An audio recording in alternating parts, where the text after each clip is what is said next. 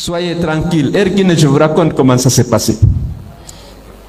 Je n'aime pas revenir avoir l'air de me défendre. Parce que je n'ai jamais fait état de ça. Ni dans la presse, ni dans rien. J'ai toujours laissé les dossiers sur là. Vous savez, à l'avènement du CMRN,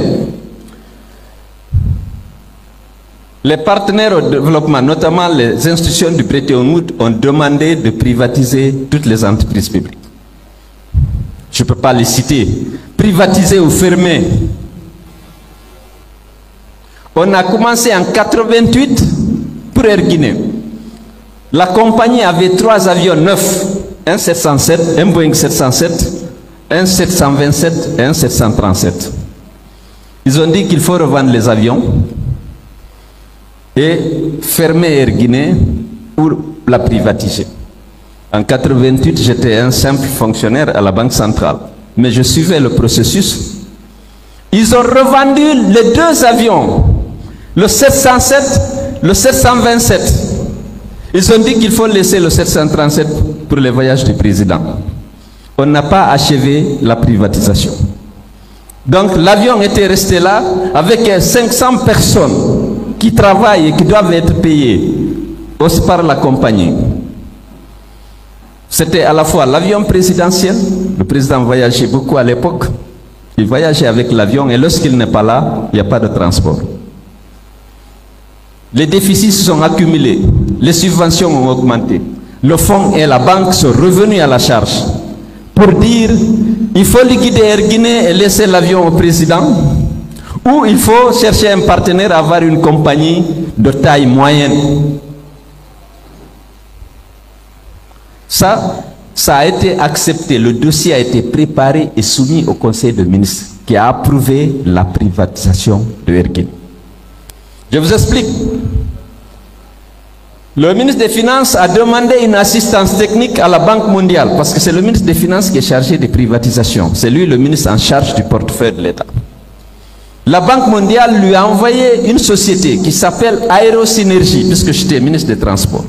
L'expert était là et en train de rédiger le cahier de charges et le dossier d'appel d'offres lorsque le président Conté a décidé qu'il ne fallait plus vendre parce que les 2 autres avions étaient vendus au Nigeria. Il dit non, cet avion-là, si on doit le vendre, il faut le vendre à Mamad Silla. À l'époque, je ne parlais pas à Mamad Silla. Il y avait une animosité extraordinaire entre nous. Je suis venu dire au président, le président m'a appelé. Vous êtes en train de vendre mon avion? J'ai dit oui, président, le Conseil des ministres a décidé, la Banque mondiale a envoyé l'expert. Actuellement, il est en train de rédiger les charges, le cahier de charges. Il dit non, non, il faut arrêter. Est-ce que c'est la banque qui a acheté l'avion? Je dis non. Mais on a décidé au Conseil des ministres. Il dit donc, moi je suis pour la vente, mais vendez aux Guinéens. Parce que les 2 autres ont vendu. Je ne dis pas de lui donner, il faut lui vendre.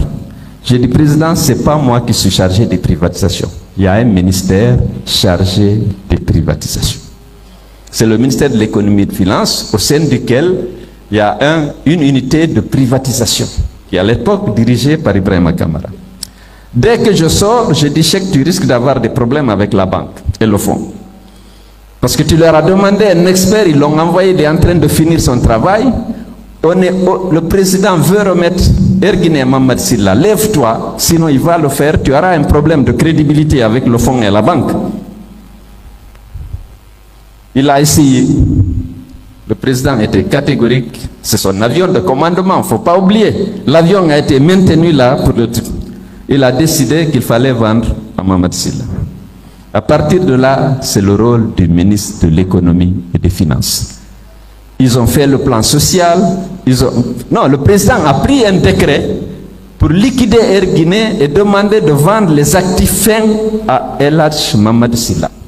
Le décret a été pris, bien sûr, dans le décret, on disait le ministre de l'économie et des finances et le ministre des transports sont chargés, chacun en ce qui le concerne, de l'application du présent décret. Ce décret existe. Alors, en matière de transport, c'est le ministère des Transports qui gère les droits du trafic du pays. C'est-à-dire que seul le ministère des Transports peut autoriser un instrument, une compagnie, de faire la liaison avec le Sénégal, avec la Sierra Leone ou avec la France. C'est ce qu'on appelle les droits de trafic.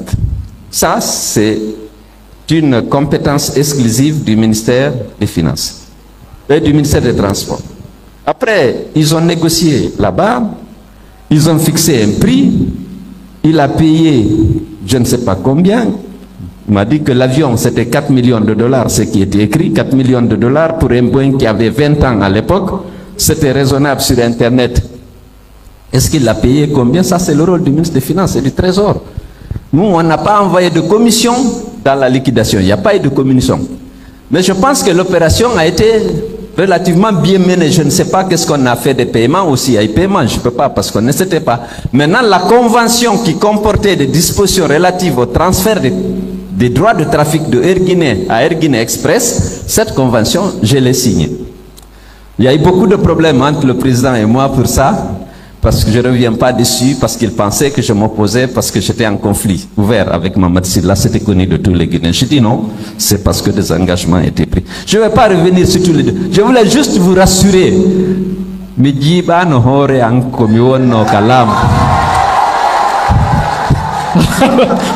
Je vais traduire ça. Ils sont là tous mes collaborateurs. La manière dont on a travaillé, c'était héroïque dans le contexte. Cheikh Fofana est là, Kalemoudé est là, Ali Kondé est là. Donc à cet égard, ne vous inquiétez pas. J'en parle pour ne pas que les gens, la presse, non, c'est Cellou qui a vendu. Je n'ai pas vendu. C'est le président qui a décidé et qui a pris un décret et qui a été appliqué par le ministère compétent. Je pense que ça s'est passé dans les règles.